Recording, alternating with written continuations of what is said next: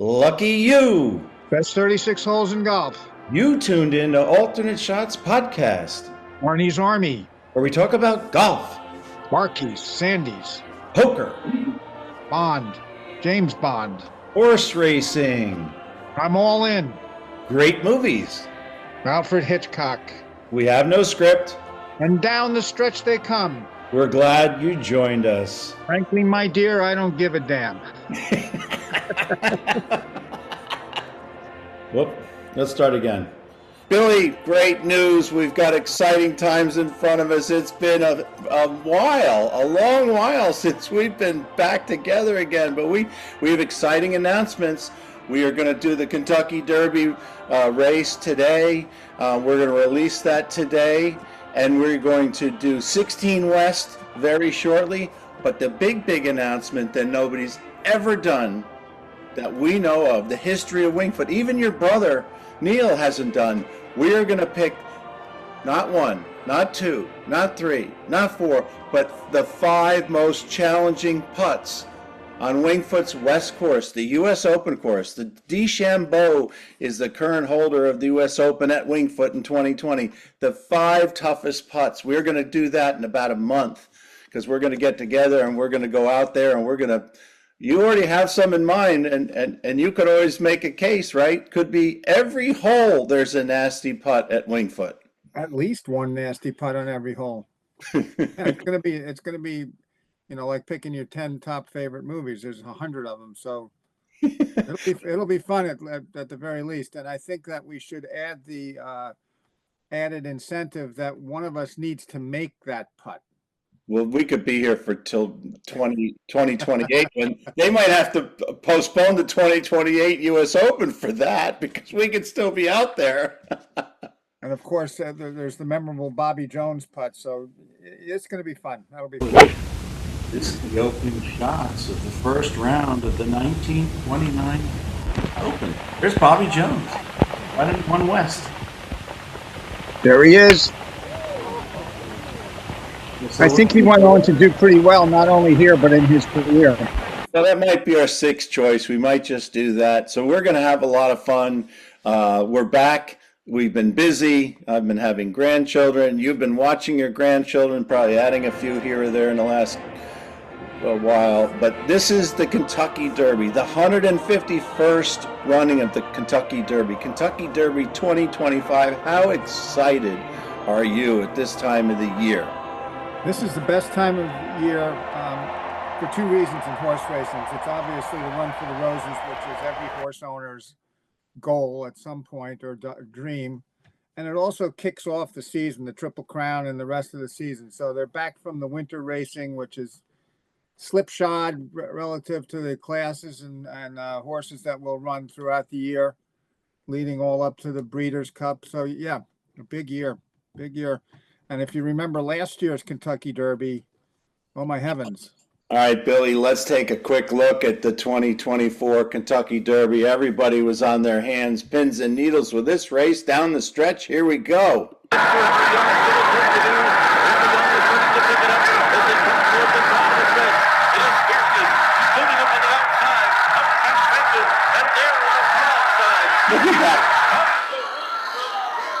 Yeah, Mystic Dan came through on the rail there. The announcer wasn't even seeing.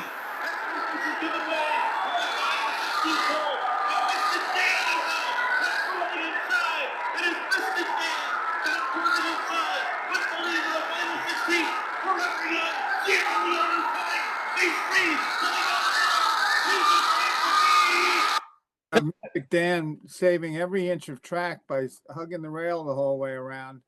And it looks like he needed that inch. Oh, my goodness.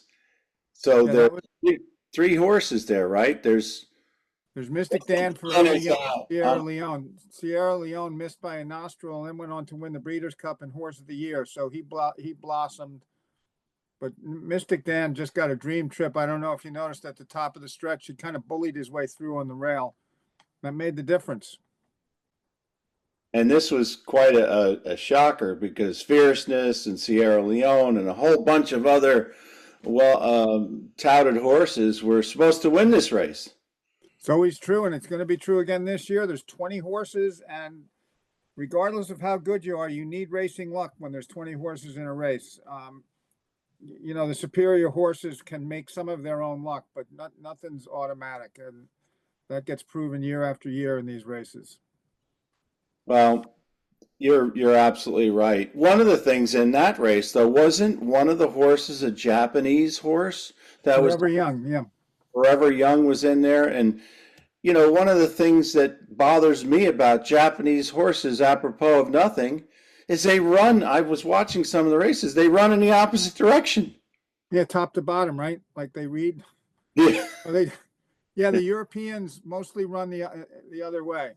But you got to take the Japanese horses seriously. They're not just here to get a good seat in the Kentucky Derby. These horses run pretty well. Forever Young's had a pretty good career. He didn't win the Derby, but he only missed by like that much. So you have to respect the connections and the racing from Japan. They take it seriously. Does that matter that they run? So the horses here kind of run clockwise. And I noticed the horses in Japan run the opposite way, counterclockwise. They run to the left. We're running to the right. We run counterclockwise. All right, we run counterclockwise. That's right. Wait a minute.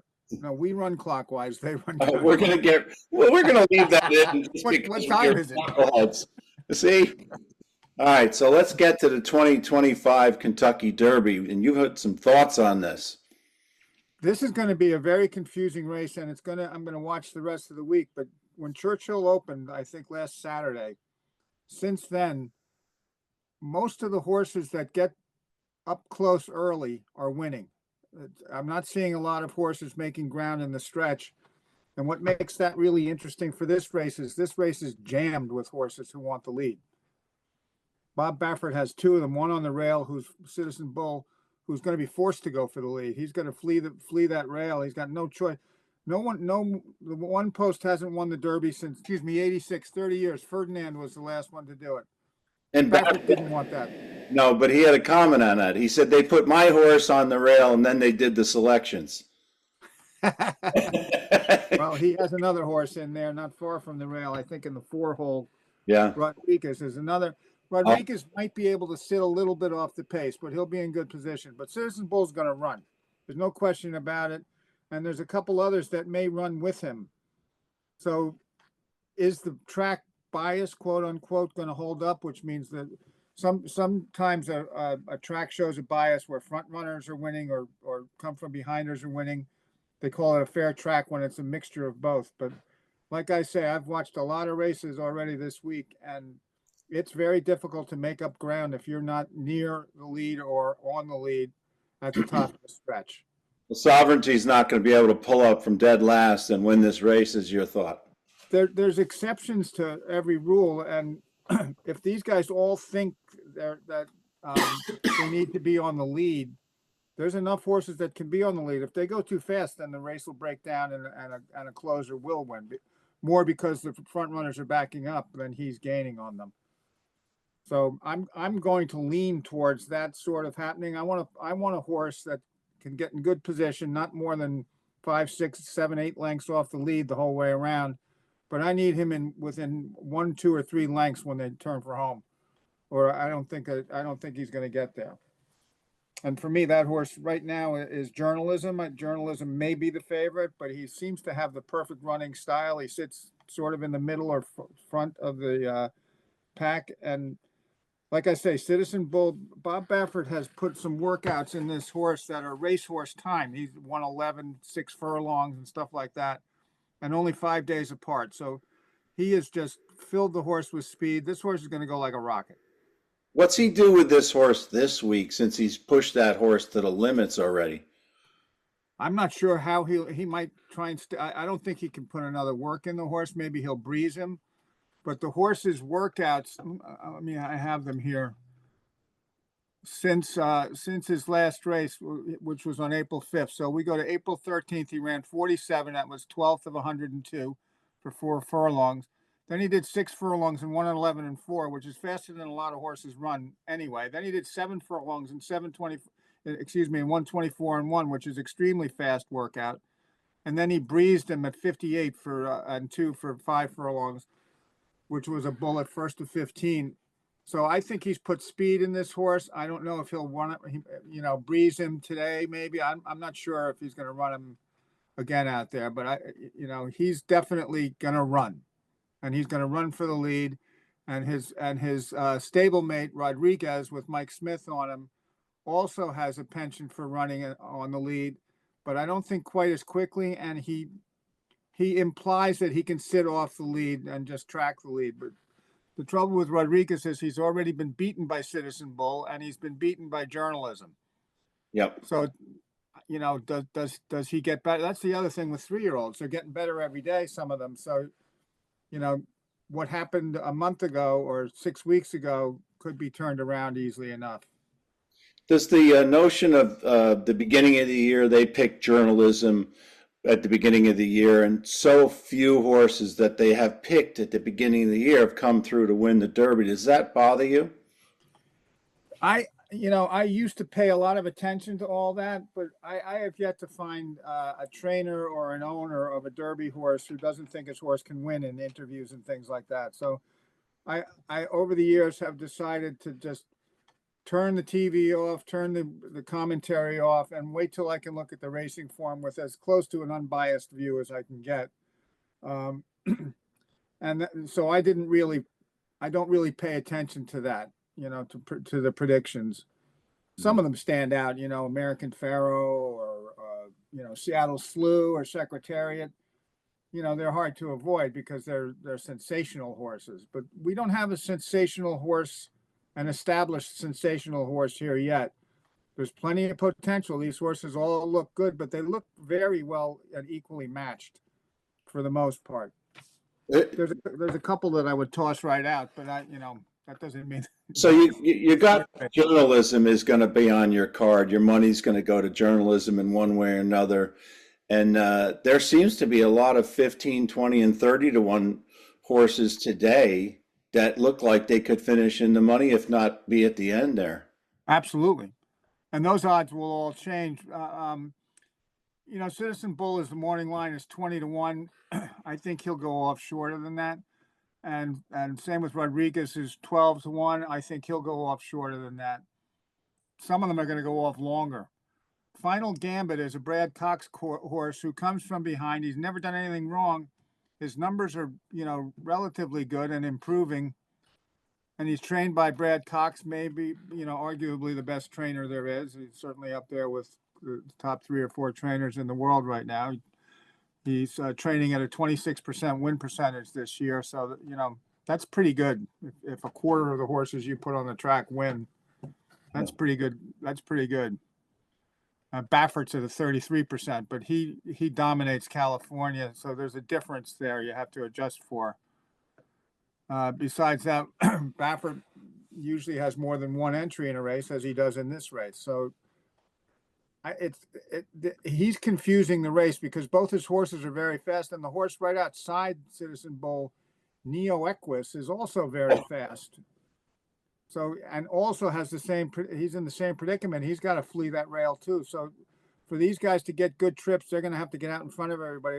They can't let the outside horses come and squeeze them and then shuffle them back. Mystic Dan last year got away with that and hugged that rail and bided his time, and he squeezed through a pinhole at the top of the stretch, even with a little bumping, but he was fortunate enough to get through, and it won him the race. Rodriguez would be looking to run the same kind of trip as Mystic Dan did last year. But Rodriguez is on the 4th spot. Right. Mystic Dan was on the 1st spot last year, and he didn't maybe have another speed horse next to him. This Baffert horse that's in the 1 spot is got to contend with the 2 horse trying to get off the rail, and that's got to be part of the race thought of these jockeys. Out of the gate, absolutely. Absolutely. And Neo Equos, who is listed at 30 to 1, has, either the best or second best, third best jockey there is riding him, Flavien Prat. who wins at a 28% rate. That's wins at a 28% rate. So that's pretty good. You know, in baseball, that would be a 280 average or whatever, which is used to be considered pretty decent. So, So yeah, he's not going to just spit the, let everything, let the Bafferts have their own way. It's going to be a scramble up front, and there's horses on the outside. American Promise, this Admire Daytona from Japan is also a front running horse, who has actually been beaten by the other Japanese horse, Luxor Cafe, over in Japan. But that one comes from off the pace.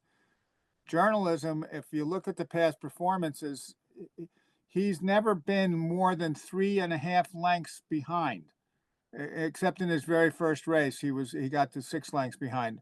But besides that, he's never been more than 3.5 lengths behind the leader of the race.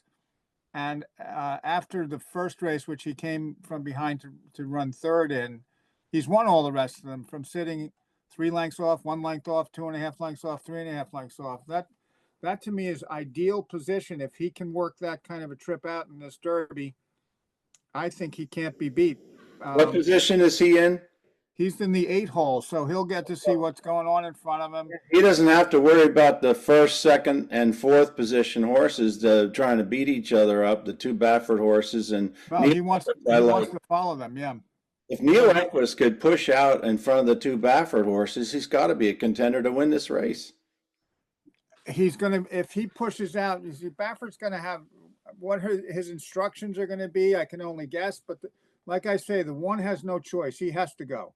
Rodriguez might tell the jockey on Rodriguez, I think is Mike Smith, sit back a little bit. Don't get in a speed duel with Citizen Bull and Neo Equus and anybody else that goes up there. But the danger of that for Rodriguez is if 4 or 5 horses go into that speed duel, where's he going to be? Is he going to be tucked in on the rail, and will it open for him in time? That's why I say racing luck and a good trip is going to be critical here. And it seems to me that journalism has made his own luck that way, most of the time. If you look at this race from a different angle, so journalism is going to be in your top 1 or 2. If you then look at the rest of the horses, not the horses per se, but the jockeys, what jockey do you really like that may come from that pack of 5 or 6 there down the stretch that might beat journalism? You might talked about Mike Smith, an outstanding jockey, Flavien Prat. Yeah, the trouble with Flavien Prat here is, I think for him to win, he's going to have to be every race he's been second or first most of the way around.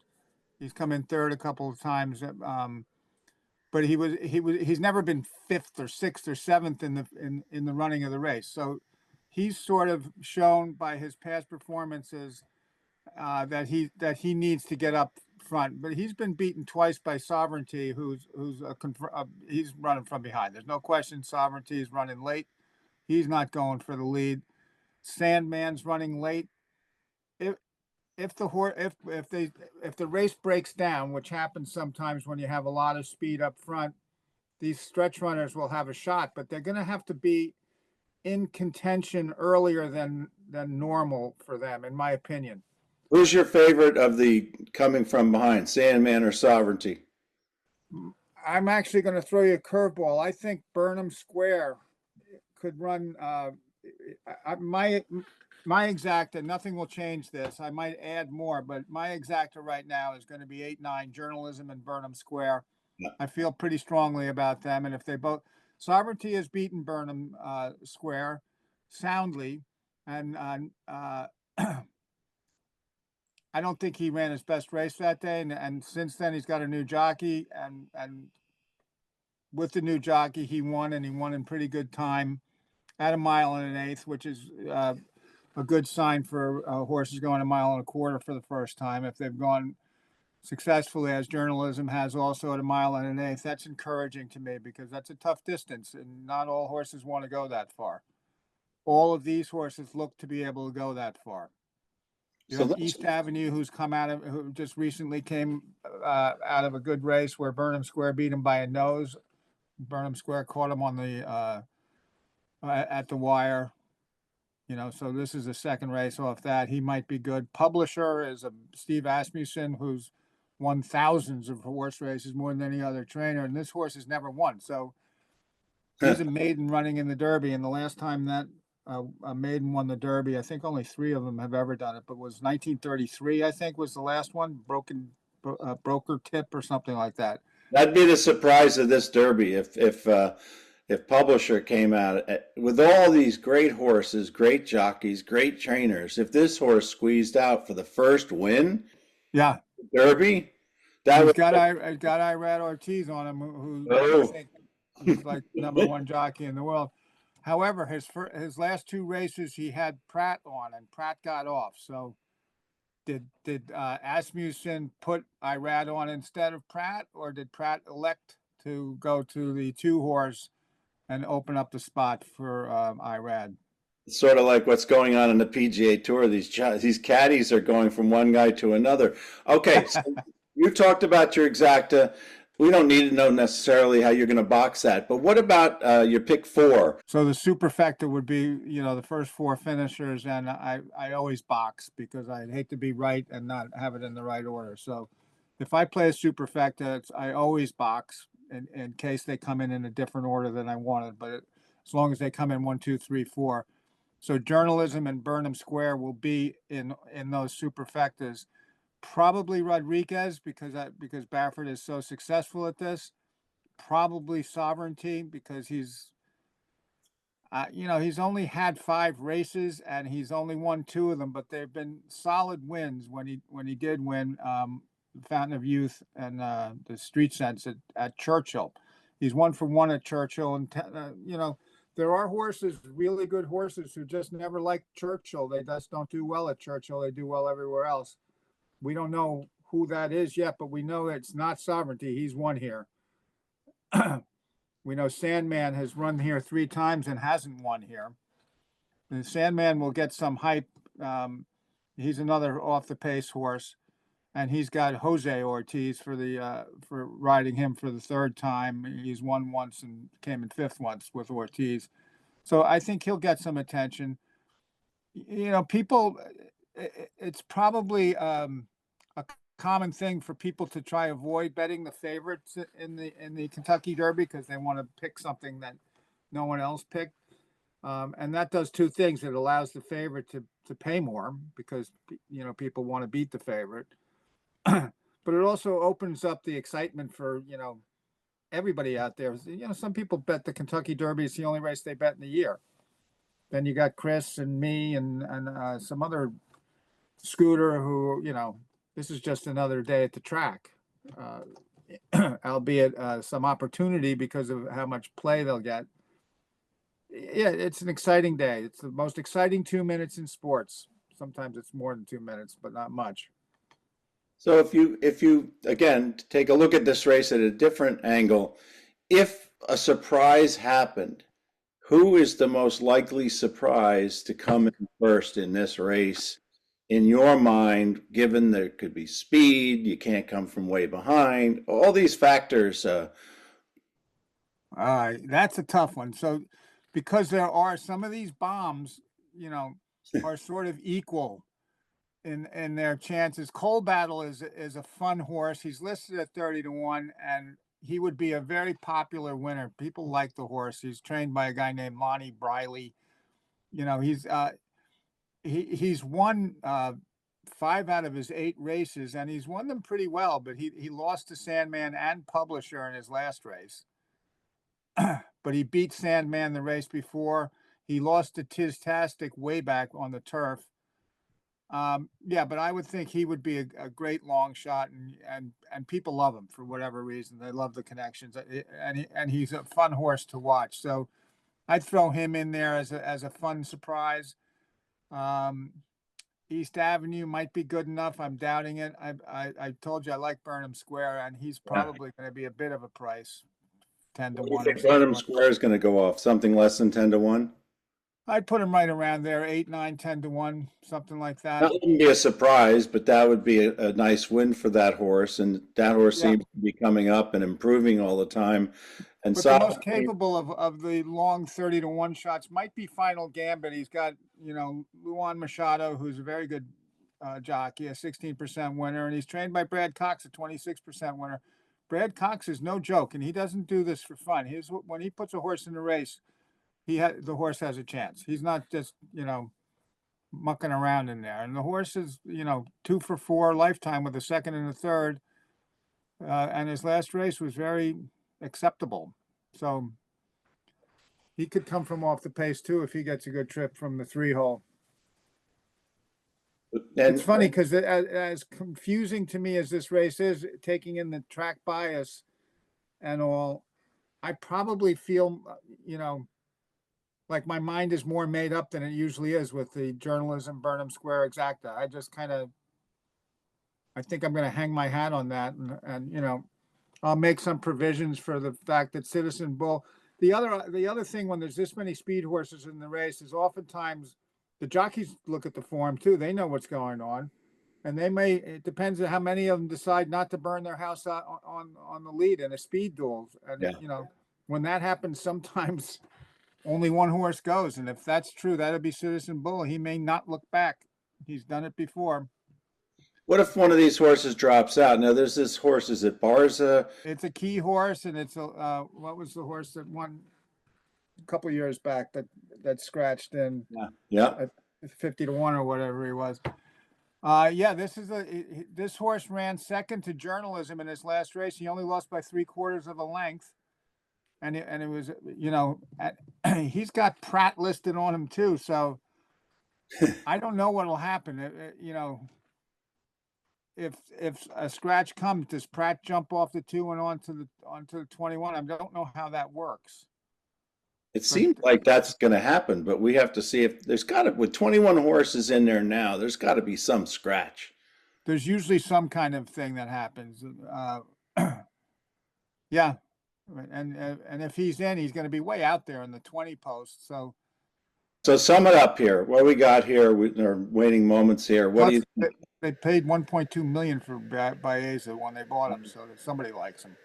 Yeah. I think Citizen Bull's going to get the lead, and I think he's going to have it by himself because I believe what I just said might hold up, that a lot of these jockeys aren't going to want to go head to head with him because he's so fast, and like I said, Baffert put the works in him. So the race is going to end up kind of going through him in terms of the pace. Maybe 1 or 2 horses will try and sit on his flank. Rodriguez might be one of them. But I think Journalism will drop into the fence out of the gate as soon as he can get over there and sit the perfect trip and be close enough to overhaul them in the stretch. If they let Citizen Bull go by himself, all bets are off. Well, this has been great. Let's hope for a wonderful race like the 2024 race, and we have a bunch coming down. Could be a nostril hair that defines the winner again this year. Yeah, anything can happen with 20 horses. It's going to be a cavalry charge, and the best horse could get blocked or the best horse could get free. Any number of things can happen. And like last year's a great example. Mystic Dan found his way through on the rail there. Otherwise, he's 8th in the race. So it's going to be interesting. Stay tuned. Very shortly, you're going to see us do the 16 West at Wingfoot, and then shortly after that, the 5 most challenging putts on the West course. We'll be doing that toward the end of May, early June, and you can weigh in with what you think are the 5 toughest putts on the U.S. Open course at Wingfoot, the greatest 36 holes in golf. Well, I have an argument that my brother made the toughest putt on the West course. All right, tease it. 2 putt, yep. Tease it. You have to tune in to see what that is. All right, Billy, all the best, good racing luck, and I hope you hit all your exactas. Why are you laughing? Well, at least we have the laugh to add at the end. That's what happened. Somebody changed my grip, and the next thing you know, I can't do the podcast anymore. I felt like I was in the first row of the first pew at church right during the sermon. And your brother was poking My you. brother was making me laugh.